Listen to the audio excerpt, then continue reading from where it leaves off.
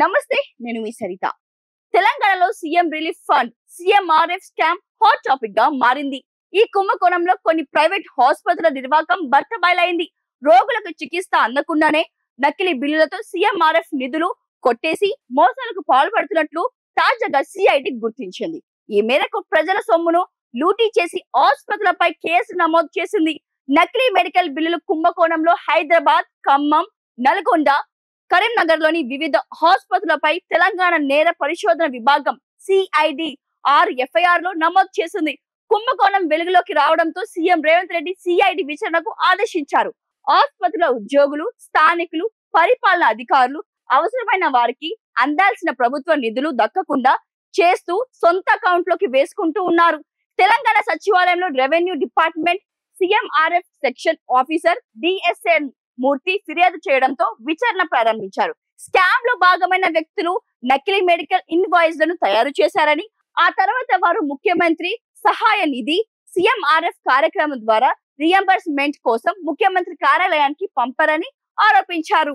నకిలీ బిల్లుల కారణంగా రాష్ట్ర ప్రభుత్వం పెద్ద ఎత్తున ఆర్థికంగా నష్టపోయింది. హైదరాబాద్ లో ఎఫ్ఐఆర్ లో పేర్కొన్న ఆసుపత్రులలో Arunasri multi specialist hospital, IS southern ఎక్స్లోడ్, శ్రీకృష్ణ హాస్పిటల్ సైదాబాద్, జనని హాస్పిటల్ సైదాబాద్, హిరైనియా hospital Meerpet, Delta hospital Hastinapuram, Sriraksha hospital BN Reddy Nagar, MMS hospital Sagar ring road, Sri Sai Tirumala hospital Bairamal కూడా ఉన్నాయి. ఖమ్మంలో Sri Srikara multi speciality hospital, global multi speciality hospital, doctor JR Prasad hospital, Sri Vinayaka super speciality hospital, Sri Sai multi speciality hospital, Vaishnavi hospital, Sujatha hospital, new అమృత hospital, orange hospital, Megasri hospital పై ఎఫ్ఐఆర్లు దాఖలయ్యాయి. నల్గొండలో మిర్యాలగూడలోని Naveena multi speciality hospital, మిర్యాలగూడలోని Mahesh multi speciality hospital, railway station road లోని Amma hospital పై ఎఫ్ఐఆర్లు నమోదయ్యాయి. Karimnagar Saptagiri hospital, Sri Sai hospital, Peddapalli, Rohini medicare పై లిమిటెడ్, హన్మకొండ, వరంగల్, శ్రీ సంజీవిని హాస్పిటల్, మహబూబాద్ లోని సిద్ధార్థ్ హాస్పిటల్ కూడా నకిలీ బిల్లుల మోసానికి పాల్పడినట్లు తేలడంతో వారిపై ఎఫ్ఐఆర్ నమోదు చేశారు. సిఐడి ప్రాథమిక విచారణ ప్రకారం కల్పిత బిల్లును సిద్ధం చేసి ప్రజల పేర్లను వాడుకున్నారు.